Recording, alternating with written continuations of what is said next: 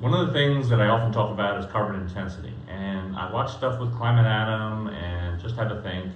And before I get to talking about on my longer videos reactors, let me explain in very basic terms one of the core issues the activist community is not getting. All right, and then I'm going to throw a bonus issue at the end.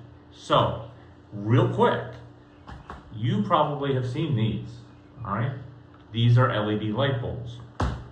You would say, okay, if I'm swapping out an LED light bulb, don't they take less power? Yes, they do.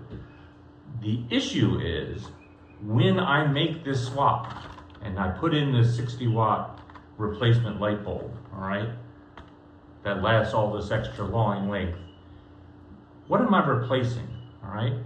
If I had a 15-watt light in there, can I put this 60-watt equivalent in there? Yes, I can. I'm going to have a much brighter room. What happens a lot when people swap out their LED bulbs? Do they replace the 40-watt with something 40-watt equivalent? Or do they take that 40-watt or 20-watt and replace it with a 60-watt or 65? So it saves some energy, but not nearly as much as what you think. When you're talking about renewables, the whole concept behind carbon intensity and why you're always on this treadmill is the energy growth that we are seeing is what the renewables are helping offset and keep us from going even higher.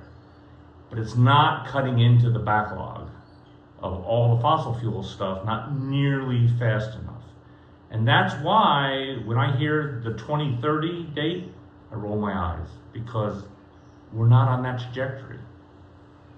The bonus comment I have is you've got to include the skeptics, and you've got to consider what they're worried about, or it's not going to get solved. You can't keep preaching to the church choir. You've got to go out and you've got to hear what other people are saying and understand that when you think it's going to happen by 2030 and they're saying no thank you, it means it's not going to happen by 2030, whether it's a good idea or not. That democracy sometimes does stupid stuff.